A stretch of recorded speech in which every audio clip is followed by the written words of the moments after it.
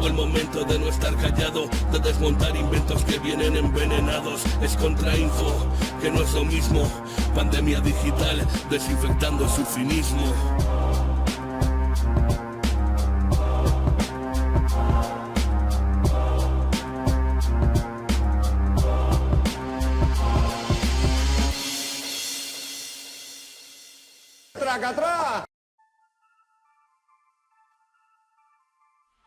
Muy buenas, ¿qué tal? ¿Cómo estáis? Bueno, pues nada, vamos con el último programa de la semana.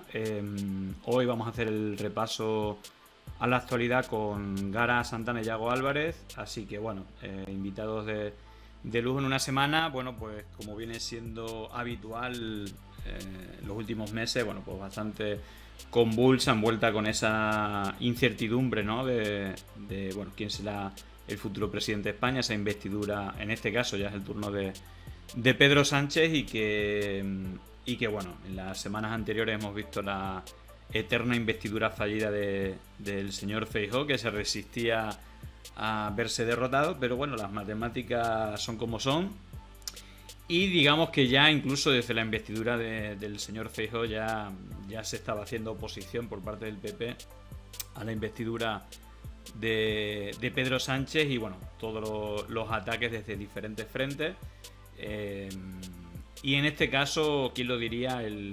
O por lo menos así lo ve la ultraderecha, el principal socio de Pedro Sánchez.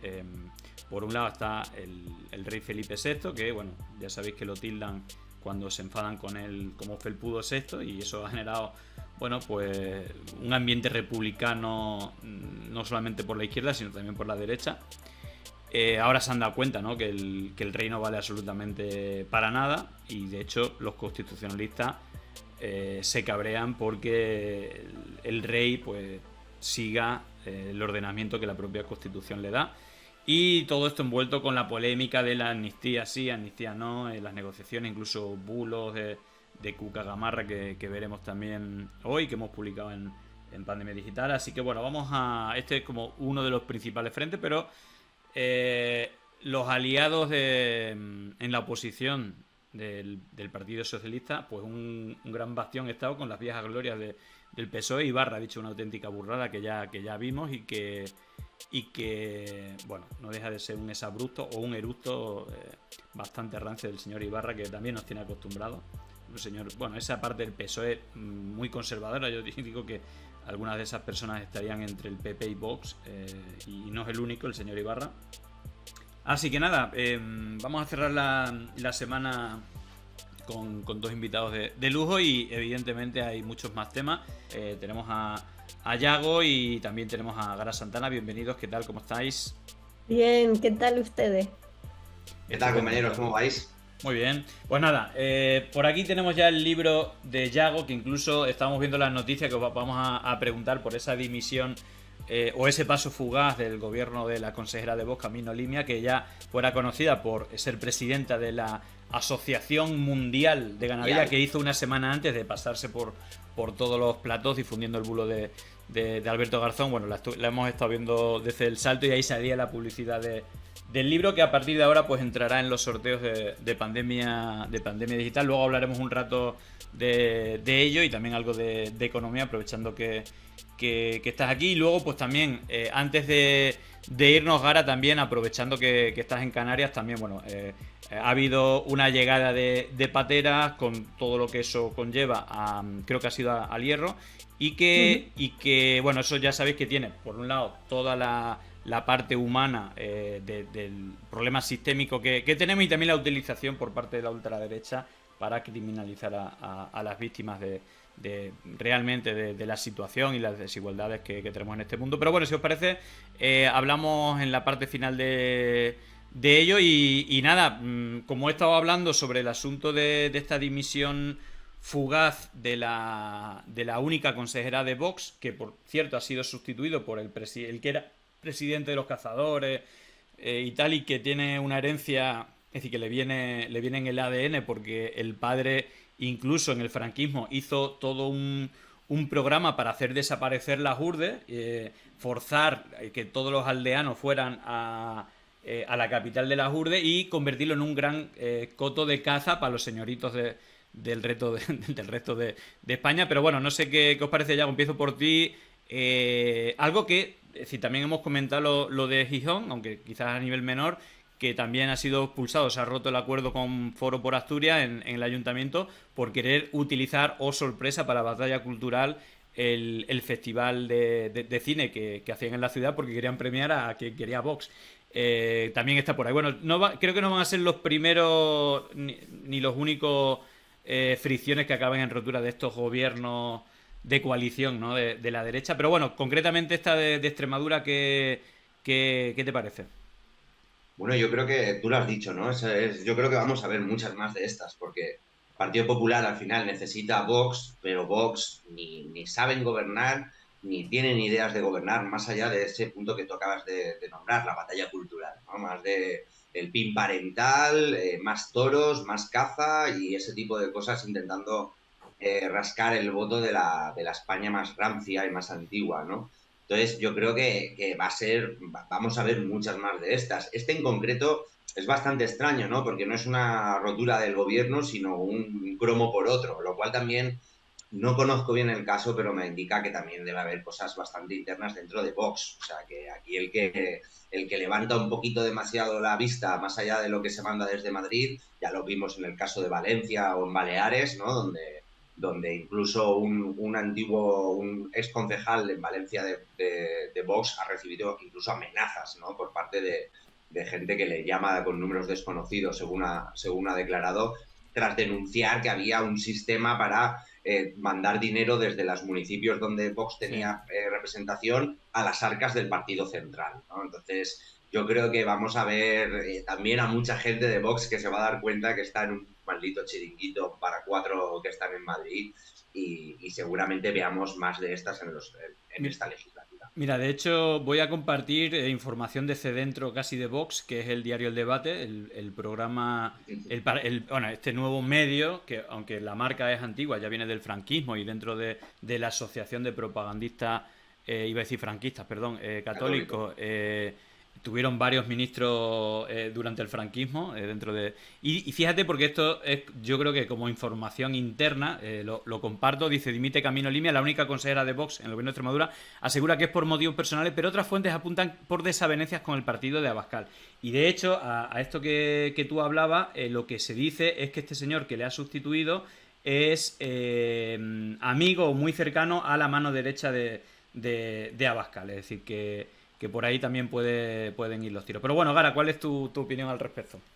Yo decía, Yago, no saben hacer política, tampoco quieren, nunca han querido, en el sentido de que ellos tienen claro que su método trampista siempre va a ser agitar los avisperos mediáticos donde puedan colarse para hacer daño a las políticas progresistas, vengan de donde vengan, sobre todo ya sabemos del ala de Podemos, por lo que significa específicamente lo que en derechos humanos defiende Podemos, y choca directamente, que es lo que a mí me llama poderosamente la atención, con que Vox no directamente, a veces sí, pero se persona en todas las causas, ¿no? En todas las causas que ya han sido archivadas y que ya lo sabemos, se persona como con ese aire, ¿no?, de garante de aquí estoy yo para observar lo que sucede, cuando sabemos que realmente siempre lo han hecho para estar al tanto de todo el procedimiento y de cosas que no sabrían si no lo hicieran de esta forma. Entonces, descubrir que incluso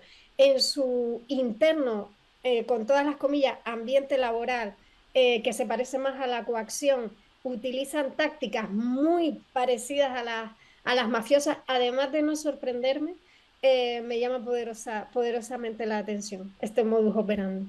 Total.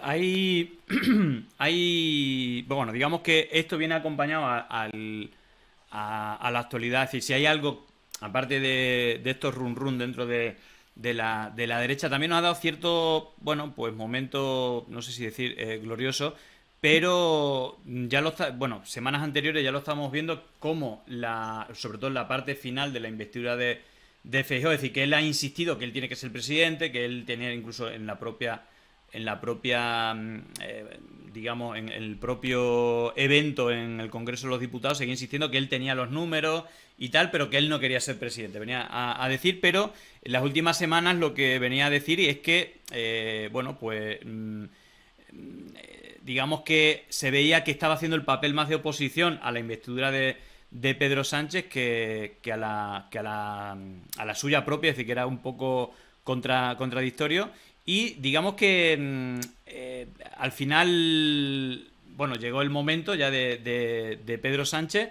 Es decir, no se ha empezado a hacer oposición a esta investidura ahora porque ya llevan unas semanas, pero ha habido un elemento que es un hecho constitucional y que le toca sí o sí al rey darle, bueno, pues darle, es decir, en la Constitución viene que es la persona que tiene que darle, digamos, la vez al candidato. Fue criticado en su momento ligeramente que se la diera a Feijóo cuando no tenía número, pero cuando le ha tocado hacer ese escrito, esa concesión a Pedro Sánchez, ha habido una revuelta en la derecha que no es la primera.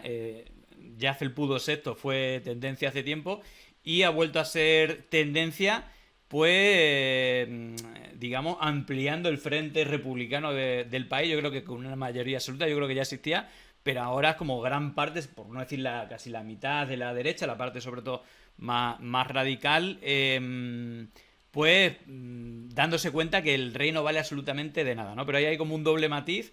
Primero, no sé si os ha sorprendido que la agresividad, ¿no?, contra el rey. Luego el argumento de eres un títere, no vales para nada, que yo creo que... Qué sorpresa. Claro, que pues se han dado cuenta después de bastante tiempo. Y luego la contradicción, ¿no?, de los que se autodenominan constitucionalistas, el no darse cuenta que básicamente es que ha hecho lo que dice la Constitución que hay que hacer. Pero bueno, ¿cuál es vuestra reflexión de este momento, sobre todo echando un vistazo a la reacción de la derecha? ¿Pensáis que es el momento de hacer un referéndum por la República? Bueno, yo creo que son una banda de exaltados, ¿no? O sea, que tampoco habría que darle como mucho espacio. Yo no creo que sea tanta gente la que de repente crea que el rey no vale para nada dentro de ese sector que son tan monárquicos. Yo creo que es la pataleta de unos cuantos, pero sí que, sobre todo a mí me da incluso un poco de miedo, ¿no? El detalle que tú dices de que esos son los que se llaman constitucionalistas, ¿no? Y los que se llaman democráticos, ¿no? Que es gente que está insistiendo otra vez en aquella narrativa que ya dijeron del gobierno ilegítimo, ¿no? De que Sánchez no tiene derecho a ir a esa investidura y de que no tienen derecho los partidos que sí que se han puesto o parece que se van a poner de acuerdo en generar un gobierno en hacerlo, ¿no? Y vimos el otro día las palabras de Ayuso diciendo que la calle tenía que demostrar que esto no le iba a salir gratis. Vimos la amenaza directa de Abascal desde el Congreso de los Diputados, que me pareció a mí unas palabras muy graves para que se permitan decir en un Estado democrático como el nuestro, que recuerdan a Hitler, vaya, que recuerdan a Hitler. Luego dijo que luego no vengáis con lloriqueo. Exacto, ¿sabes? No vengáis con lloriqueos, que es una amenaza directa y total, ¿no? Y muy agresiva. Entonces, claro, toda esa pirámide luego de trolls en Internet que hay por ahí y tal, pues son los que acaban propagando esas ideas que, como digo, aunque no sean muchos, están bastante locos y da un poco de miedo, ¿no? Da un poco de miedo ver que hay gente que va a estar 4 años pensando, en el caso de que haya un gobierno y en el caso de que aguante 4 años, que eso es lo que más me cuesta creerme a mí, pero que va a haber gente, o sea, como muy predispuesta a tumbar este gobierno de cualquier manera, ¿no? Entonces da un poquito de respeto ver a esta gente.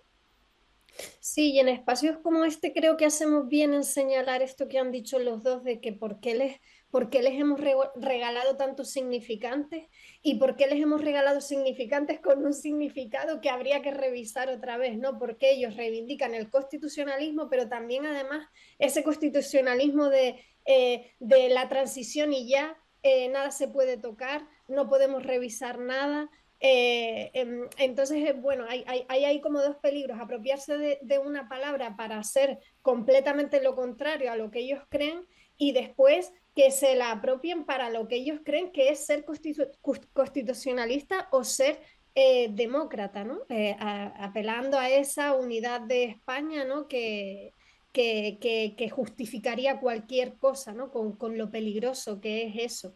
Y bueno, a mí, estando de acuerdo en que no se puede hacer antropología de una anécdota, como puede ser en ese caso lo que ha pasado con este grupo de personas, sí que me preocupa cualquier cosa que esté a la derecha de Felipe VI, porque el 1 de octubre de hace un par de años ya demostró que él no va a ser árbitro, como dice la Constitución, ni muchísimo menos, sino que va a defender su institución y su legado al menos una generación más. Entonces me preocupa en el sentido de estar atentos y de seguir peleándoles el relato de la democracia al final.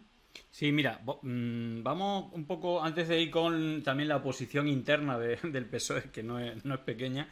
Hay, bueno, digamos que ya se está dando la ronda de consultas y las negociaciones. Bueno, al final, no sé si todavía se sabe clara, ¿no? Pero Armengol decía que convocará la investidura en el momento que la situación esté lo suficiente madura. Así que todavía no tenemos fecha, principalmente porque se intenta pues llegar a un acuerdo para tener esa mayoría. Una de las cosas que también se ha hablado bastante es la afirmación como que ha chirriado bastante o se han burlado bastante en medios de comunicación de digamos, Yolanda Díaz, Sumar, el espacio de Sumar ha sido de las primeras, ¿no? El socio prioritario supuestamente de Pedro Sánchez, y la primera comunicación que ha habido es que lamento comunicarles que estamos muy lejos del acuerdo con el PSOE, ¿no? Y esto pues ha sonado un poco, o sea, se han burlado como a quién pretendes engañar, tal y cual. Luego también se ha filtrado, y esto ya no sé, que también se está hablando del ministerio y que le tocaría 3 ministerios a Sumar en lugar de 4. Y no sé si la pregunta es doble, es una, realmente, claro, si el socio prioritario ya te está poniendo pegas, y al final seguramente sea un órdago para facilitar o para llegar más en las negociaciones, pero al final el escollo, es decir, son muchos partidos con los que hay que negociar y no sé si Gara, aparte de si crees que existen estas dificultades realmente con Sumar, creo que lo más importante es si va a haber dificultades para hacer la suma completa, ¿no? Porque si ya desde lo más cercano hay complejidad a la hora de llegar a acuerdos, imagínate ya con Junts o incluso con el PNV, etcétera. ¿Cómo crees que, si le van a dar los números o cómo crees que incluso con el socio más cercano que Sumar va a haber esas dificultades, o dónde pueden estar las tensiones de ese acuerdo?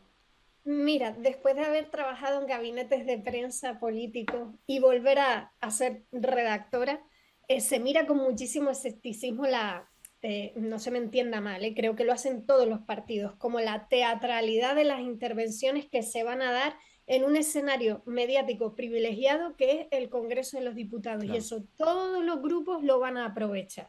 Y si no lo aprovechan, estarían haciendo una mala estrategia. Es el momento que todo el que pueda ser clave, que es llave, todo el que pueda ser llave o clave en este momento tiene que hablar de su libro, pero como hará hoy Yago, pero que nos encantará oírlo. En este caso tenemos que tragárnoslo en rueda de prensa todos los días a los partidos políticos. Entonces, mi pregunta es hasta dónde llega el pulso, ¿no? Porque ahora es ese momento, ¿no? De establecer los pulsos y las líneas rojas también, ¿no? Y de escenificarlas mucho para que el clima que se llegue a generar, ¿no? Y que llegue de feedback a la negociación sea de por aquí no podemos transgredir, por aquí sí tenemos que aflojar, porque entonces, claro, yo estoy un poco expectante, no me gustaría añadir ruido o confusión, ¿no? en este debate, pero sí creo que es el momento en el que todos los actores políticos están mostrando su bandera, ¿no? Su tema bandera, su tema estrella, su reivindicación, y aunque luego hagan exactamente lo contrario, pues tienen que dejarse oír en esta plataforma nacional, ¿no? Que veremos los próximos días. Claro, yo igual, aprovechando que estás en Canarias, una de las cosas que me han llamado la atención es el portavoz de Coalición Canaria que en su momento le ha dado el voto a Feijóo, bueno, sabiendo que tampoco iba a hacer nada, y que ha hecho unas declaraciones que a mí me han hecho gracia, y bueno, Junts será la llave, pero nosotros somos el bombín, creo que dijo, o algo así, nosotros somos como una llave más pequeñita, pero y claro, ahí la clave, y veis que es que está tan ajustado todo, realmente ese escaño que ganó en el voto exterior es clave, clave, en el sentido que le hacía necesario que Junts votara sí, pero el bombín al que se refiere es que, digamos que con el apoyo, que parece como que han dicho que están accesibles y le dan algo a cambio, me imagino, son ese bombín, no necesitarían el sí de Junts, pero sí la abstención. Y ya ha salido Junts para decir, no, nosotros no vamos con medias tintas. Decimos sí, es que cada uno está haciendo su partida de póker. Total. Entonces, no sé. Es un baile. Pero concretamente te pregunto antes de pasar a Yago, lo de Coalición Canaria, ¿tú ves factible que si le dan algo a cambio lo que piden, le van a dar el apoyo, ¿no? Hay una frase. Es sin duda el partido más veleta de todo el Congreso, ¿eh? Coalición Canaria es una cosa. Sí, dale tu gana que los conocerás. Lo ha dicho perfectamente Yago, y yo lo puedo resumir con la frase de Groucho: estos son mis principios, pero si a usted no le gusta, tengo otros. Y él ni siquiera hace un chantaje con todas las comillas al Estado con temas que realmente preocupen a los canarios, sino siempre en un cortoplacismo abrumador, y con esta estrategia de nunca hacer nada firme, sino anuncia que, amenaza con, y ya aquí los conocemos, pero solo me queda pedir perdón al resto de España. Bueno, Yago, ¿cómo lo ves tú? Un poco igual, ¿no? Bueno, Gara los conoce perfectamente, lo peleta de Coalición Canaria es increíble. Pero bueno, volviendo al tema de antes, yo estoy un poco en la línea de Gara, o sea, yo no veo tan extraño que Sumar se haya hecho valer con esas frases esta semana, ¿no? Porque es lo que toca. También si eres un socio demasiado complaciente, pues al final eres el pito el sereno, ¿no? O sea, al final no tienes nada que decir, si al final siempre dices sí, Boana, señor Sánchez,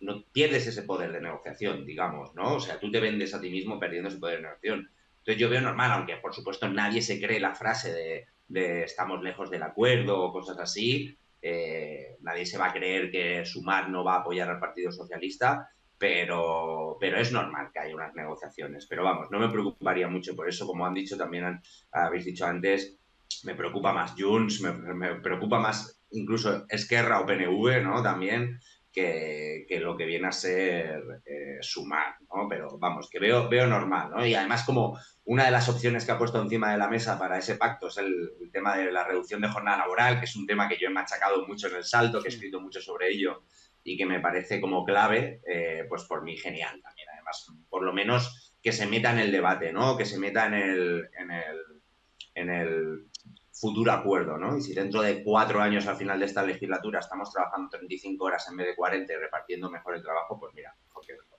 También una pregunta con respuesta rápida, aunque podría ser muy extensa, es decir, que también aquí lo de los órdagos también lo vimos desde el independentismo catalán, incluso un acuerdo en no su mejor momento entre Esquerra Republicana y Junts, que hicieron un acuerdo para echar un órdago diciendo o hay una vía, una hoja de ruta clara y legal para un referéndum de autodeterminación o nada de nada. Bueno, eso lo descartó automáticamente el PSOE, y luego evidentemente, y ahora vamos a hablar del tema de la amnistía, ¿no? Que ya se ha dado por hecha cuando realmente no hay nada seguro, me refiero. No se ha hablado, no hay nada oficial y todo va a haber negociaciones, seguramente vayan por ese lado, pero, y con esto cerramos por lo menos el tema de las negociaciones.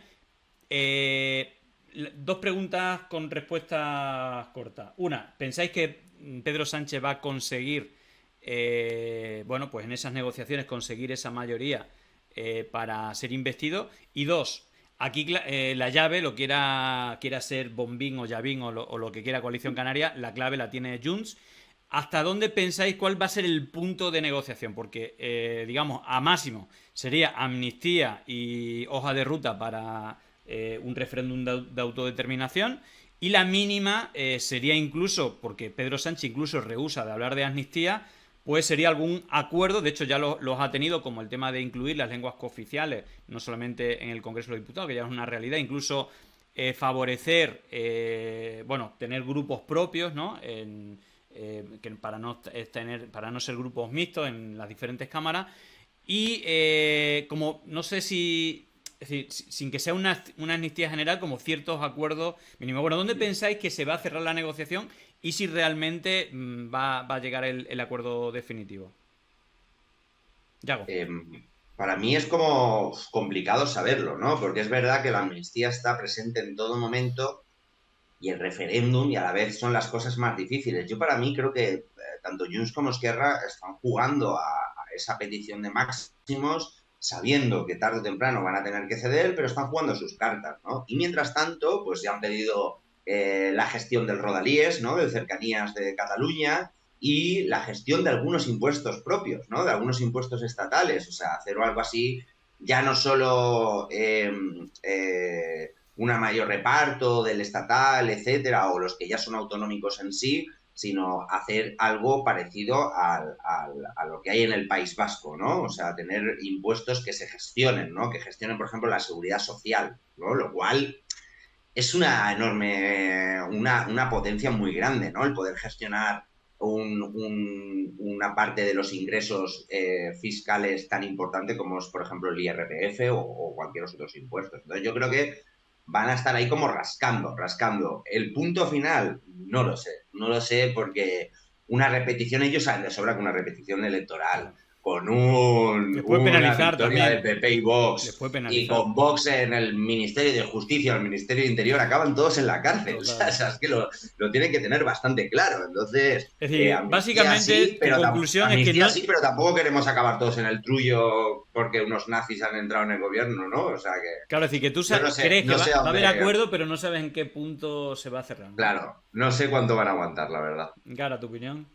Yo tampoco sé el punto, sé que Pedro Sánchez ha hecho una cosa estratégicamente muy inteligente, que es no estar en la primera línea del tema de la amnistía, sino que está su equipo viendo, para no desgastarse en este camino que le queda.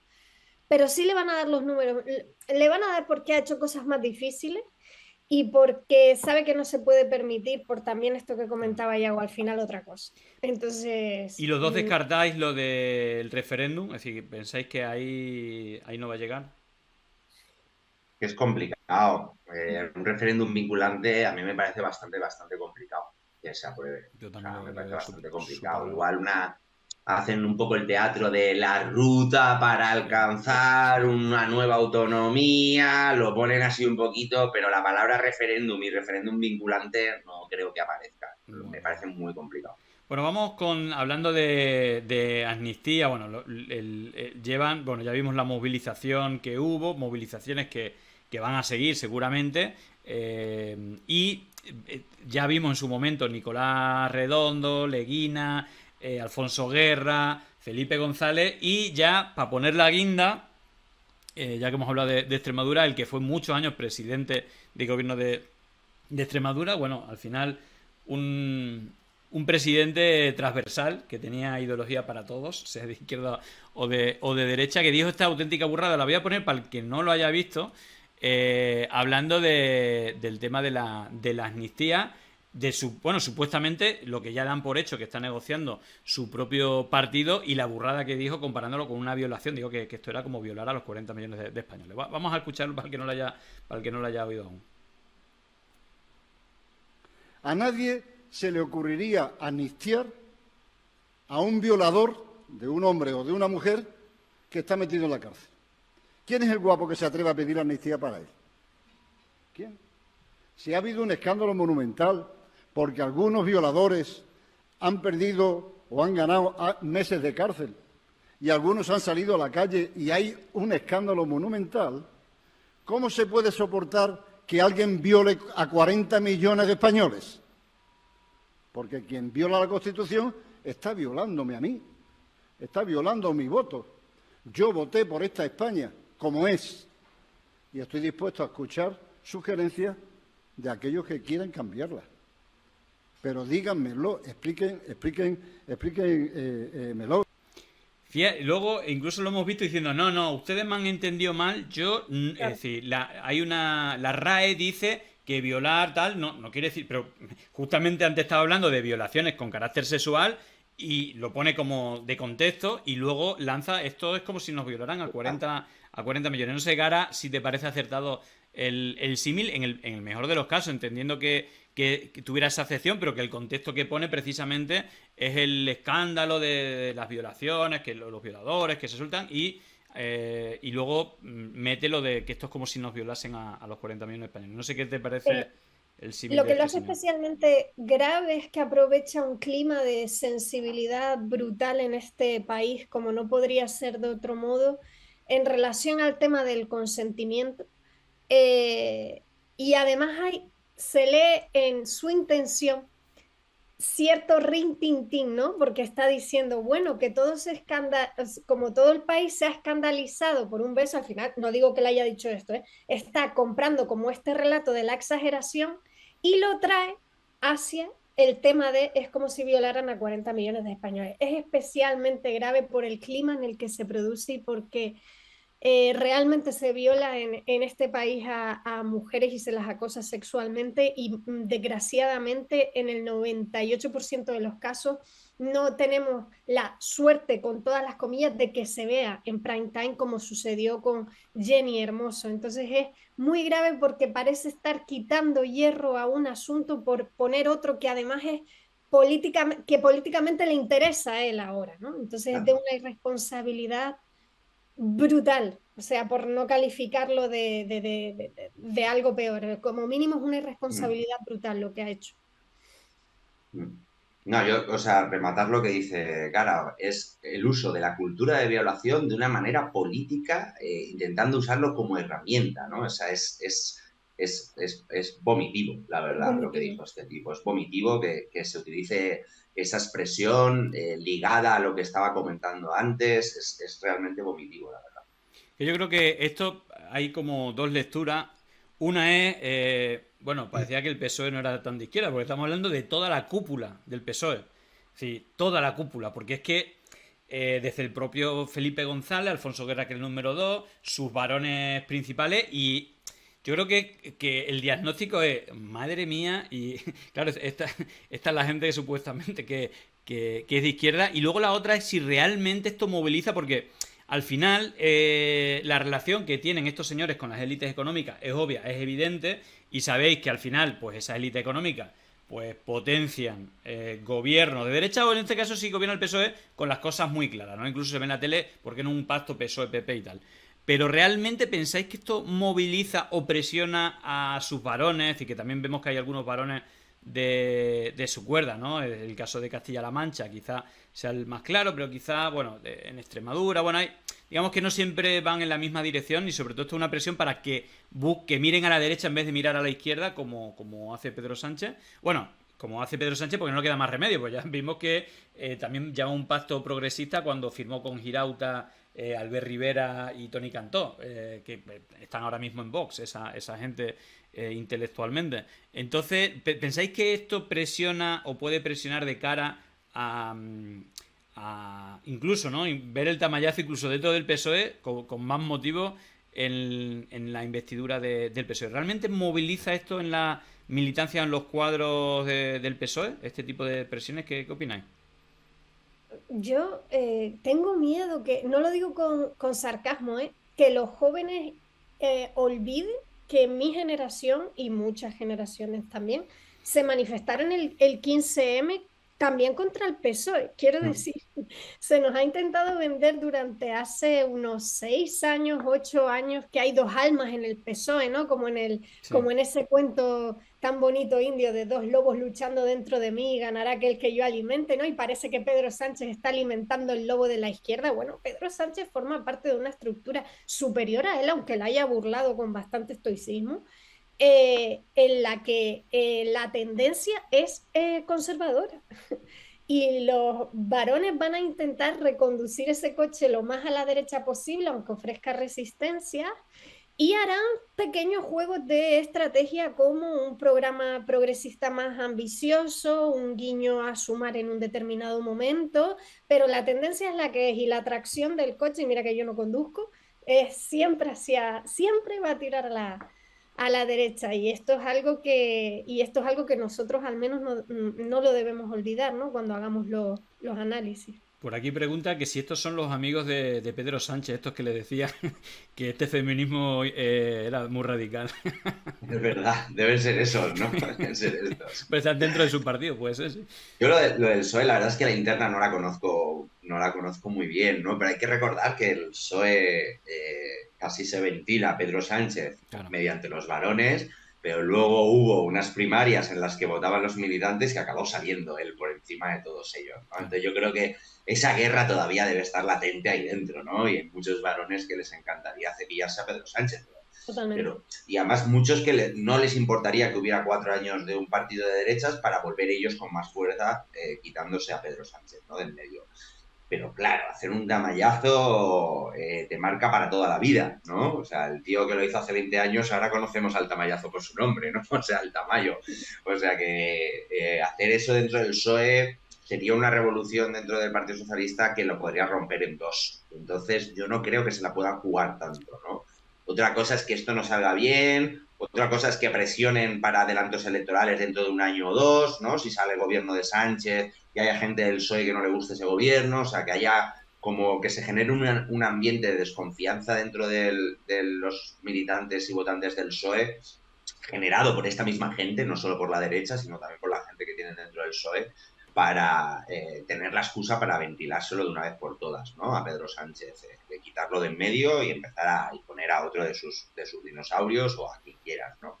Entonces yo creo que ahora a corto plazo no, pero sigue siendo bastante peligroso para Sánchez esta corriente que tiene dentro de varones que no están nada contentos con lo que está ocurriendo. Bueno, simplemente para cerrar esto voy a poner la reacción de Rahola a esto de Ibarra, que creo que también fue bastante llamativa. Esto es muy cortito. Vamos a ver, le pusieron el vídeo a Rahola en Todo es mentira y esta fue la reacción. ¿Puedo enviarlo a la mierda? No. A ver, ¿Puedo enviarlo a la mierda? nosotros nos Os lo hacemos digo en responsables de francés. vuestras opiniones. Os lo digo en francés, que es más suave. A la merde. Por favor, ¿no se habían extinguido ya los mamuts? Bueno, esa es una y esta Viva otra. y los GAL debían violar muchísimo, ¿no? O los ERE, o vamos a ver, empezamos a repasar las violaciones a la Constitución que su propio partido hizo en su momento y podríamos ponernos todos muy contentos. Bueno, en fin, tremenda. No sé si visteis lo de Rahola, lo mandó a la mierda y le recordó. Vamos a hablar de violación, empezó a hablar de los GAL. No sé si lo viste, si quería hacer un comentario al Me ha respecto. gustado mucho lo de no se habían extinguido ya los mamuts, ¿eh? Sí, Esa la verdad es que me ha gustado de Pilar Rahola, ¿eh? Sí. No sé si viste esto de Rahola y si. Por ahí decían, ¿no? Decían, bueno, entre la pelea entre Ibarra y Rahola no voy ni con el árbitro, pero en este caso estaba de acuerdo con la reacción de Rahola. No sé si compartes un poco el a la mierda de Yo Rahola.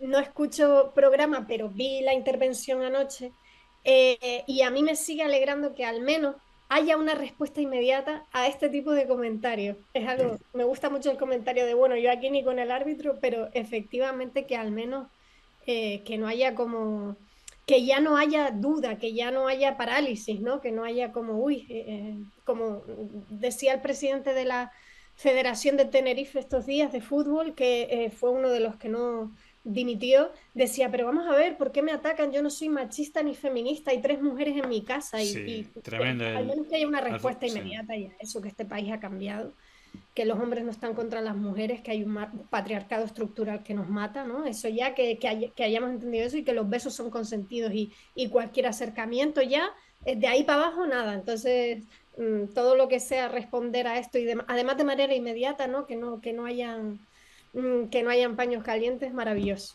Ya vamos a ir con una última hora.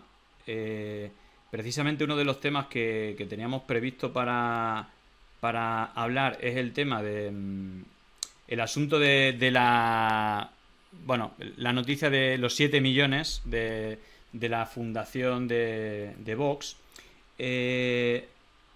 Bueno, ya había mucho run, ¿no? De hecho, Macarena Olona en ese programa con Jordi Évole, pues dejaba caer con indirecta que donde había que mirar es en la fundación, qué es lo que pasaba ahí, tal y cual. La verdad es que sorprende bastante 7 millones de euros que, de lo que conocemos, básicamente se sabe que, entre otras cosas, está el diario de Fake News, La Gaceta. También está las acciones de la Fundación Disenso, por ejemplo, la Carta de Madrid, que hace actos a nivel internacional, ese Foro de Madrid, con espacios antidemocráticos del resto de América Latina, y también ese sindicato o pseudo sindicato llamado Solidaridad, entre otras. Y luego a nivel interno hay como mucho gasto interno que se pagan, hablan de cursos que se pagan a ellos mismos como profesores, etcétera. Bueno, todo esto Jiménez Los Santos lo vimos que rabió y que decía que era una auténtica vergüenza. Y fijaros porque la noticia, hay otras noticias que se han ido sabiendo. El Tribunal de Cuentas avisa a Vox, sus colectas para querellarse contra rivales políticos son irregulares. Vox recaudó 1,5 millones en donaciones privadas en 2019, casi el doble que los demás partidos nacionales juntos, y parece que no se sabían quiénes estaban detrás, cuando esto legalmente tendría que saberse. Y la noticia que de ultimísima hora, que acaba de ocurrir, lo acaba de publicar el diario.es, dimite el gerente de Vox tras la sospecha sobre sus traspasos a la fundación y el varapalo del Tribunal de Cuentas. El partido ha pasado 7 millones de euros a la fundación privada que preside Abascal, como publicó el diario.es, lo que ha motivado que hayan enviado cartas masivas a los militantes para justificar las transferencias. No sé qué, aquí ya viene oliendo desde hace tiempo. Yago, ¿qué opinas? Aquí estamos hablando de dinero, de mucho dinero, así que empiezo por ti, Yago. ¿Qué opinas de esto? ¿Tú ves alguna irregularidad? O incluso este último movimiento, ¿no? Casi es una declaración de culpabilidad de que hay algo raro, una dimisión dentro de Vox. Bueno, puede ser también un cabeza de turco, ¿no? Nos cargamos a este a ver si podemos hacer que el agua corra, pero eso no va a calmar al Tribunal de Cuentas. O sea, esto no va a calmar. Yo creo que esto es una de las líneas más, y de hecho me alegro que el Tribunal de Cuentas y Fiscalía ya estén empezando a poner el foco en ello, porque justo creo que aquí lo estuvimos hablando hace un tiempo, ¿no? Lo de que los diputados de Vox no entregan la declaración de intereses, entregan una en la que escriben todos la misma frase diciendo todo lo que hacemos es acorde a la Constitución y la defensa de España, ¿no? Y no dicen ni dónde donan dinero, ni de quién reciben dinero, ni de quién reciben regalos, ni dónde trabajaron los 5 años anteriores, cosa que es algo obligado para todos los diputados, ¿no?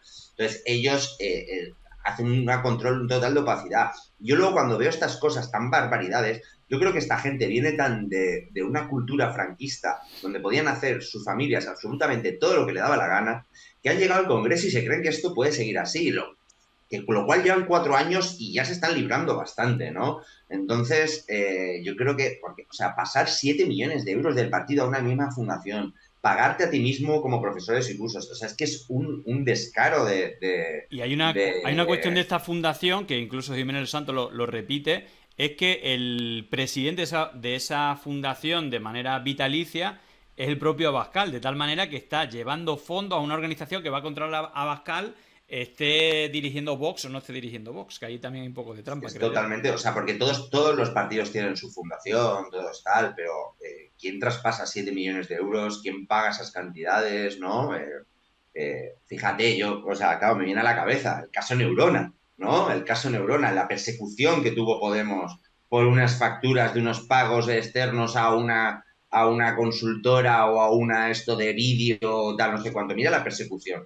¿Cómo que esta gente se reparte 7 millones de euros? ¿Cómo que hacen colectas para hacer temas judiciales contra adversarios políticos? ¿Cómo que no entregan estas declaraciones de intereses bien entregadas y no están sentados en un banquillo. O sea, No, es por que fin se fíjate, empieza a mover. es que el caso de Neurona, que yo lo conozco bien, seguramente Gara también, se llegó a decir que realmente no existía, es decir, que no había trabajadores, que esos trabajos no se hicieron y que era. Pero fíjate, pero es que había varios, entre ellos la Gaceta, ¿vale? Digamos, para que sepamos también en qué se gasta esos 7 millones, pues parte va a la Gaceta. La Gaceta seguía, es decir, a construir una narrativa que decía que realmente no existía trabajadores que hicieran, sino que era la manera de vehicular dinero del narcotráfico de Bolivia, de Evo Morales, para financiar la campaña de Morena en México. Y es como, ¿pero qué porro te has fumado? Porque se puede, incluso lo único que falta de todo el caso Neurona, que tenía no sé cuántas mil causas, es realmente que haya un perito que valore lo que vale. Y yo digo, esto es tan sencillo como mirar, a ver, qué ha hecho el PP, qué ha hecho Vox, qué ha hecho el PSOE y cuánto le han cobrado por hacer qué trabajo. Y que se compare. Y realmente a lo mejor está hasta por debajo de mercado, básicamente, porque no sé si eran 200.000 euros o algo así, pero la cantidad de trabajo que hacían eran miles de vídeos, miles de imágenes, etcétera. Y luego se puede valorar si es de mejor o peor calidad, ¿vale?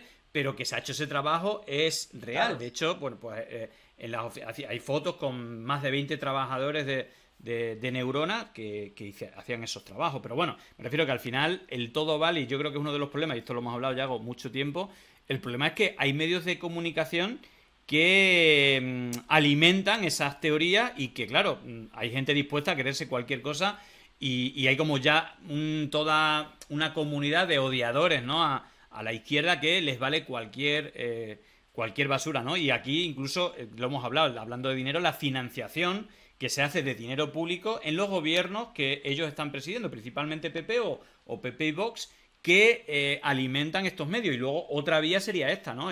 Mediante dinero público que llega a los partidos, desviarlo a una fundación que crea medios de desinformación como es la Gaceta y que son capaces de crear un relato, digamos, falso contra sus rivales políticos. Y ahí es que, no sé si son ilegalidades, pero éticamente la verdad es que es impresionante, ¿no? Y aparte... Y mientras haces todo esto, perdón que te interrumpí, y solo se explica, y es clave lo que ha dicho Iago de la cultura de la impunidad, de creerte impune, mientras haces todo esto y lo sabes, te personas en causas, en pseudocausas, ¿no? Como acusación particular y en los medios de comunicación agitando el avispero porque sabemos que el lawfare muere sin los medios, ¿no? El lawfare, claro. la pata judicial es importante, pero los medios son la gasolina diaria, claro, que va haciendo que, como fue el caso que acabamos de mencionar del caso Neurona, una locura tan grande que al que le vendió la moto a Monedero le hicieran una auditoría de sus cuentas bancarias, ¿vale? Estamos hablando de esa ida de olla. Y mientras ellos han hecho todo esto, nos han estado señalando, o sea, han estado señalando a los progresistas, exacto, han estado señalando a la izquierda. Es la impunidad absoluta, efectivamente. Bueno, hay una cosa relacionada a lo de las donaciones, a raíz de la que lo acaba de comentar Yago con el tema de las donaciones. No sé si es por esta presión, porque están obligados a hacer. Una de las cosas que ha trascendido precisamente son las donaciones, y aquí hablamos también de estas organizaciones ultracatólicas también, que son un componente importante.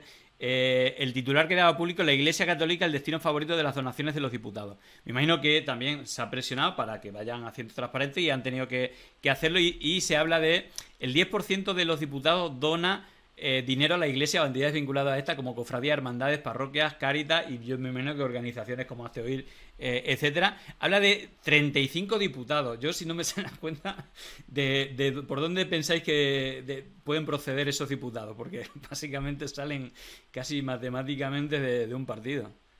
De Vox, ¿no? Es que no lo dicen aquí en el artículo, pero vaya. Bueno, mira, Partido Popular, sí, también la Macarena, bueno, pero alguno habrá del Partido Popular, pero casi salen los de Vox y alguno más del PP. Bueno, el PP también, aquí tampoco romanticemos al Partido Popular, que esto lo hablamos, que al final son de el mismo origen, la misma cuerda, y quizás con 2 copas de más, ¿no? Como dice, con Vox es el PP con un gin tonic de más, ¿no? Y también con mucho, como decía Ana Pastor, decoro parlamentario. Quiero decir, el PP es un partido de régimen y ya sabe hasta dónde puede llegar públicamente también, ¿no? Y lo que más le molesta de Vox es su osadía pública, no su comportamiento en privado, evidentemente. Uh-huh.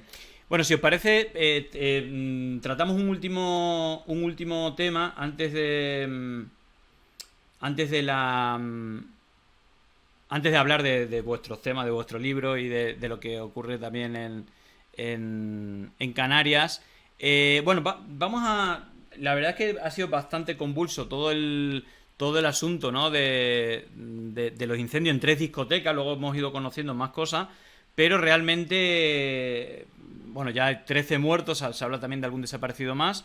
Y claro, cuando hemos ido descubriendo cosas, entre otras es que no tenía orden, o tenía una orden de cierre. Y luego, pues bueno, ahí había una cosa que decían en un rueda de prensa que bastante llamativa, donde estaba el antiguo responsable de urbanismo, creo, y el actual del Partido Popular, donde decían que no tenían orden, que toda la responsabilidad tenía que ser de la discoteca, incluso que se habían pasado o que no había nadie, pero claro, eso no cuadraba cuando incluso gente en el chat que era de Murcia nos decía: yo vivo a 200 metros y eso es imposible. Es decir, está la policía todos los días ahí, siempre hay ruido y tal, y cómo es compatible que no tenga orden de apertura, o mejor dicho, tenía orden de cierre, y que durante más de 1 año y medio haya estado abierto. Bueno, finalmente, evidentemente, hay una responsabilidad, y así ya se sabe que los abogados de la defensa lo están pidiendo, aparte de la responsabilidad de los propietarios, del propietario, que tiene un origen también como estafador, como usurero anteriormente.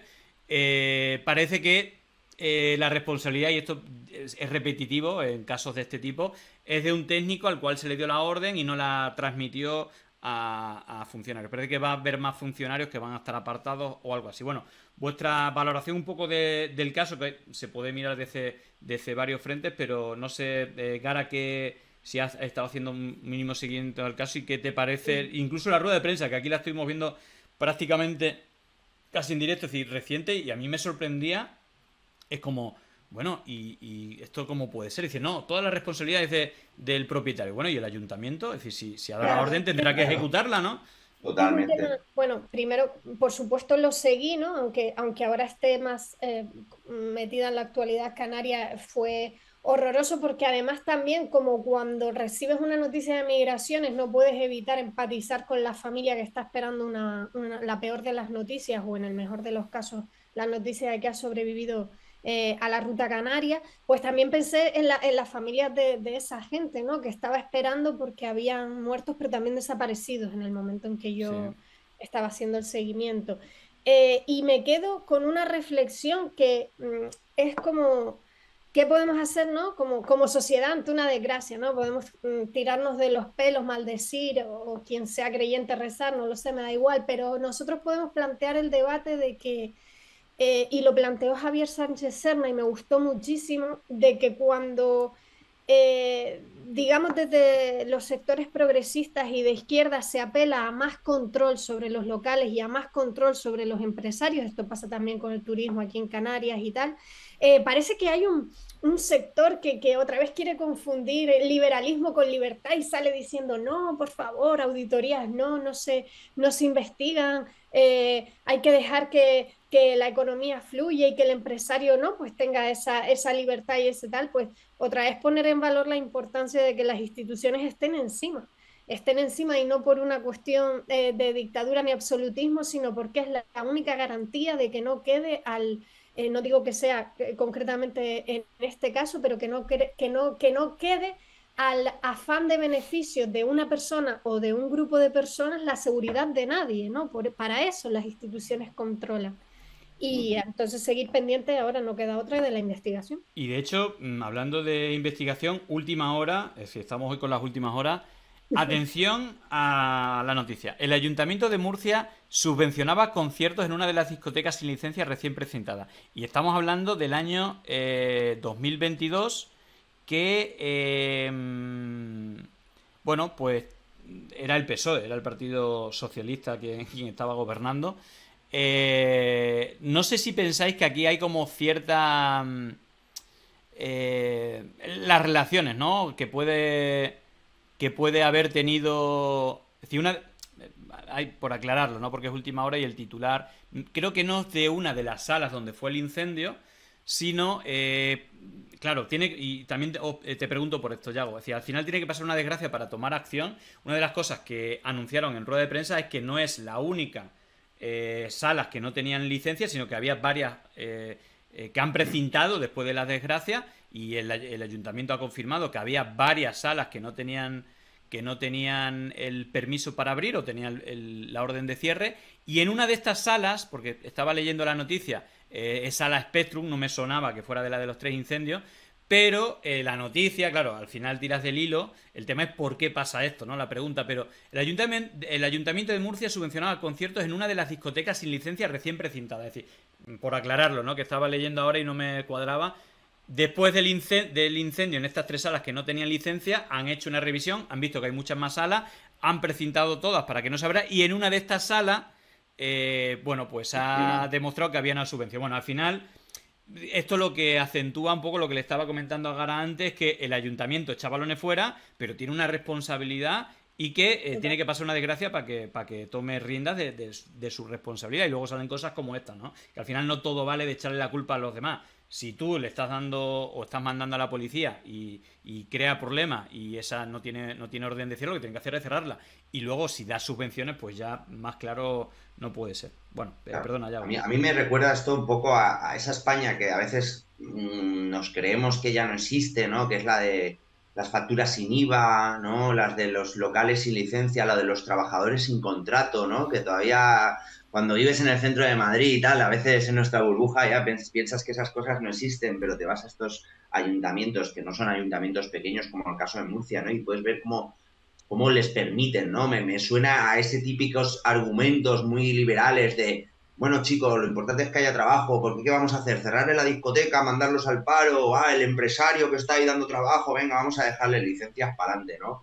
Y además el otro día Jorge Dioni, que es un crack, él puso un tuit que me gustó mucho, que decía, yo cuando oigo hablar de regulaciones y de quitar tal, me acuerdo del aceite de colza, ¿no? Decía, ¿no? Y es este tipo de cosas, ¿no? Y fijaros que yo lo estuve analizando en mi Twitch la semana pasada, el discurso de Feijóo en la investidura, ¿no? Y soltaba uno de esas mantras neoliberales que vienen de los neocon estadounidenses, que es el rollo de cada regulación que haga voy a quitar 3.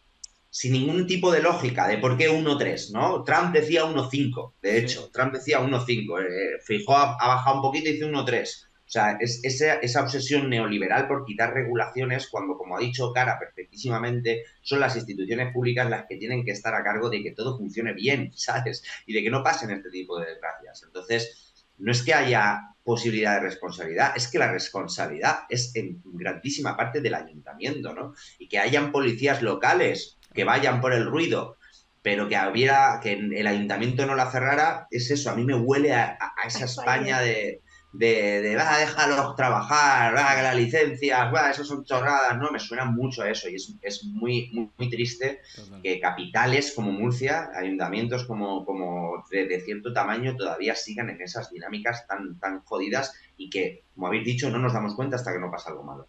Bueno, si os parece, para cerrar, como os había prometido, vamos a hablar un poco de vuestro libro, en este caso literalmente de Yago, Pescar el salmón, y te introduzco 2 temas también, Yago, que han sido noticia y que bueno, también aparte de comentarnos primero cuándo está a la venta y de qué hablas en el libro, porque le puede merecer la pena a la gente comprarlo.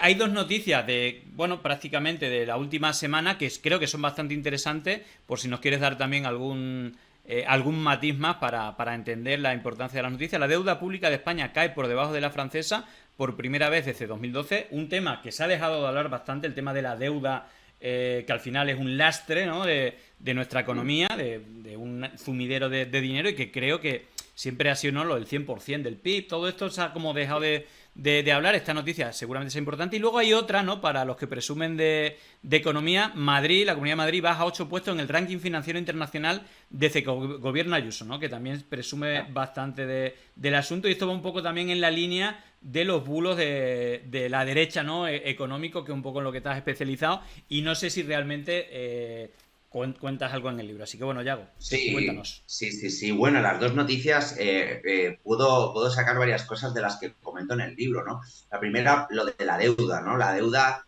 sí que se ha estado hablando. De hecho, el otro día me entrevistaron también en la SER y justo uno de los tertulianos me dijo, te voy a sacar un par de titulares del Mundo y a ver si me los desmontas, ¿no? Y el titular del Mundo era cuando salió, porque la semana pasada salió, el viernes de la semana pasada, justo hace una semana, salieron los nuevos datos de deuda por PIB del Banco de España. Sí. Y la cosa es que sigue bajando, por eso no se habla ya tanto, porque sigue bajando en porcentaje al PIB, ¿no? Ya estamos en el 111,2, cuando en plena pandemia llegamos a tocar el 126, pero sube en cantidad total, ¿no? Pero eso es absurdo mirarlo por ahí, porque lo importante es respecto al PIB, porque es respecto a nuestra economía, y es lo que nos pide Bruselas. Tienes que reducir respecto al PIB. Bruselas no te dice, solo puedes deber 1,5 billones. No, ¿sabes? O sea, te lo dice respecto al PIB. Entonces, está mejorando. Pues el titular del Mundo era, la deuda española sigue engordando pese al récord de tributación, ¿no? Entonces ahí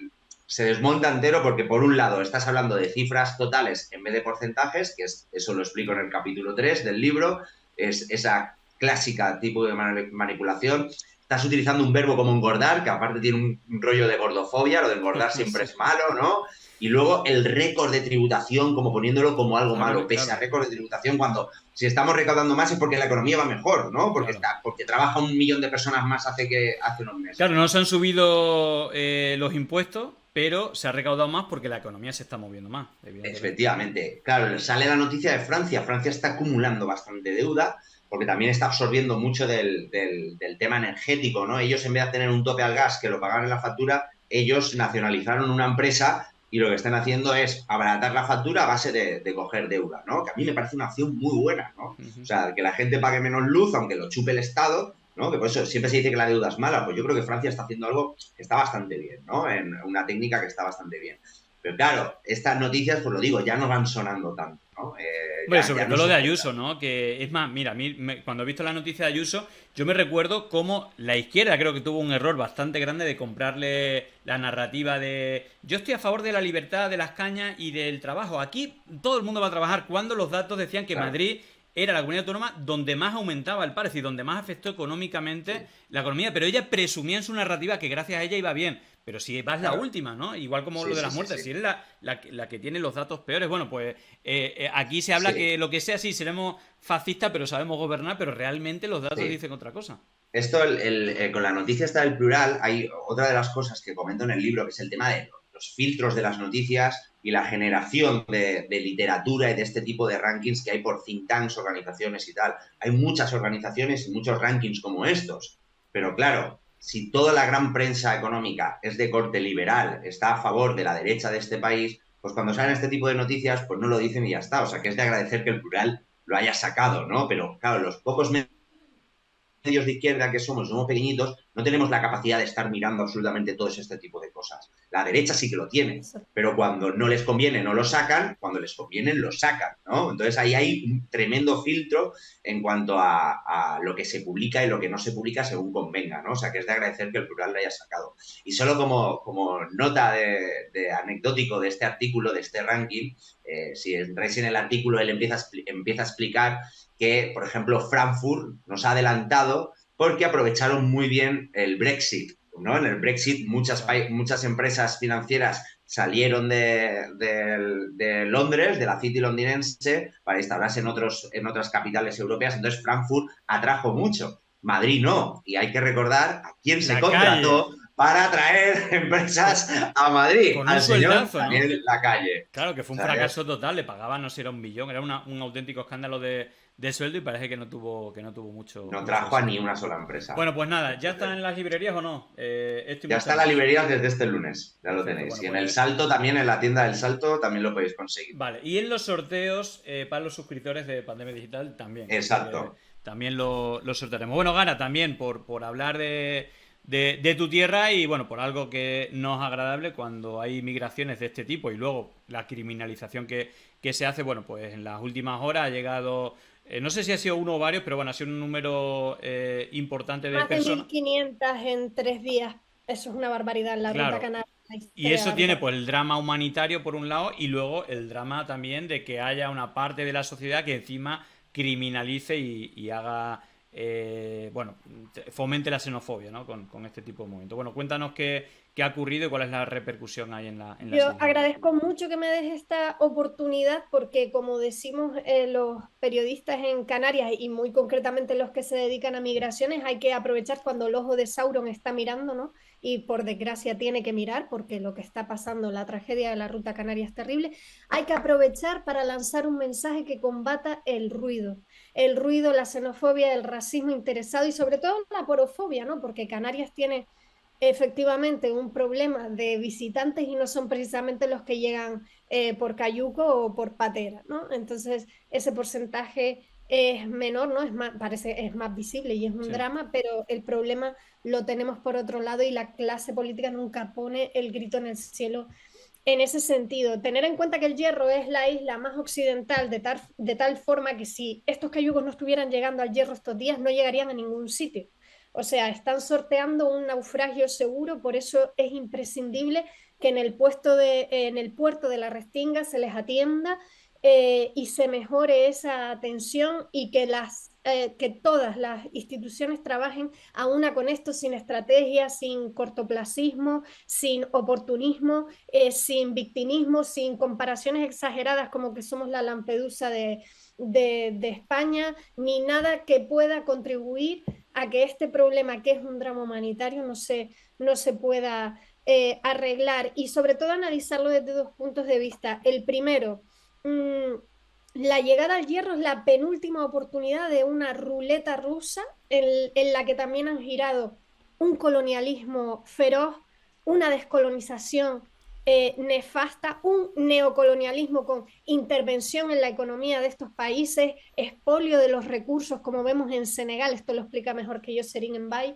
y también una intervención durante la segunda mitad del siglo XX en todos los pequeños conatos de gobiernos que pudieran establecer justicia social. Entonces, Occidente no puede desvincularse de esta responsabilidad ni analizar el tema en las partes que le pueda interesar para criminalizar al otro, que por otra parte al otro lo vamos a necesitar todos en algún momento, con una crisis climática como la que tenemos, con una escasez de recursos básicos a la que nos está exponiendo la economía tal cual transcurre y que seguramente Iago explicará siempre mejor que yo, pero que no se analice este problema con simplismo, que que escuchemos a los abogados, a las organizaciones humanitarias y a los periodistas que se han ido incluso a donde se origina esa migración, de donde parten estos jóvenes para explicar el problema, y que no dejemos que el ruido interesado y cortoplacista de los políticos anule nuestra empatía, porque yo estoy convencida que Canarias es un pueblo solidario y siempre lo voy a defender, y lo que no se puede permitir es que ningún bandido siembre el miedo en esos sentimientos y se canalice políticamente bien las soluciones a este gran problema que tenemos en Canarias. En fin, bueno, problema de Canarias, problema global, diría yo, porque es algo que ocurre y que al final lo de convertir en victimario a las víctimas es como algo bastante frecuente por parte de la derecha, y creo que al final el ver cuál es el origen del problema seguramente nos haga entender más cosas, pero normalmente no se pone el foco ahí, sino en la criminalización y la generalización de que todos los inmigrantes son delincuentes, etcétera, no que huyan de guerras o de situaciones insostenibles. Yo creo que lo más desagradable que pueda sufrir una persona es alejarse de su familia, de su tierra, de sus amigos, etcétera.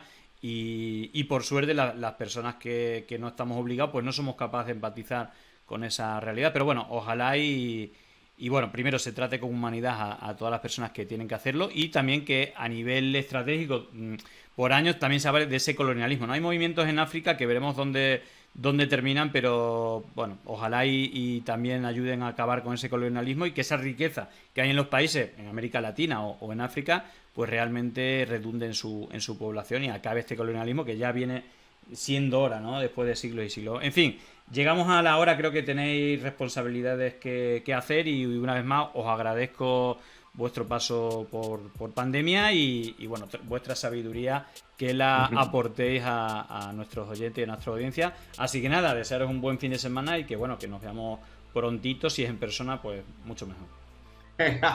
Venga. Un abrazo. Oye, Oye, y espera, como estamos en Ruegos y Preguntas, Yago, ven a presentar el libro a Gran Canaria. búscame una librería, me voy para allá. Además, igual, fíjate que igual voy por vacaciones en diciembre. O sea que ya te contaré porque nos veremos por allí y organizamos una presentación. Ya hemos quedado todos. Pues seguimos cerrando tu agenda por privado, Yago. Venga, Así oye, dicho, y suerte, a ver si la gente que vais a sortear el libro entre la gente de Pandemia Digital, a ver que lo disfruten mucho el libro. Muy bien, venga, pues nada, lo dicho, gracias, un abrazo y que paséis muy buen fin de Venga, semana. un abrazo. Chao, chao. Bueno, pues nada, ahí teníamos a Yago y a Gara. Bueno, encantadores como siempre. Este programa se emite en diferido, con un día después, en YouTube. Aunque sea en estreno en el canal de YouTube de Canal Red. Bueno, pues aprovecho también para despedirme de ellos. Ya sabéis que si os interesa también ver nuestro contenido en directo, todo, bueno, de lunes a jueves, nos podéis seguir en Twitch a partir de las 7 de la tarde, y los viernes, que cuando hacemos este repaso a la actualidad y luego seguimos hablando de cosas, de hecho ahora seguiremos hablando de cosas, bueno, pues el programa lo tenemos a partir de las 11 de la mañana, más o menos hasta las 2 y media, 3, así que ahí también nos podéis encontrar. Y luego, bueno, pues también pues podéis en las redes sociales encontrarnos en YouTube, en la web de Pandemia Digital, en Twitter, en Facebook, en TikTok, en Instagram, bueno, en todas las plataformas. Y si queréis colaborar con nosotros, bueno, pues podéis hacer miembros de YouTube, suscribiros en Twitch o apoyarnos a través del Patreon de Pandemia Digital, que podéis ver ahí. Así que lo dicho, gracias, buen fin de semana a todas las personas que nos veis desde Canal Red. Vamos a seguir un ratito más por aquí en directo en Twitch. Chao, chao. Llegó el momento de no estar callado, de desmontar inventos que vienen envenenados. Es contrainfo, que no es lo mismo. Pandemia digital, desinfectando su cinismo. Gracias por la suscripción, muchísimas gracias.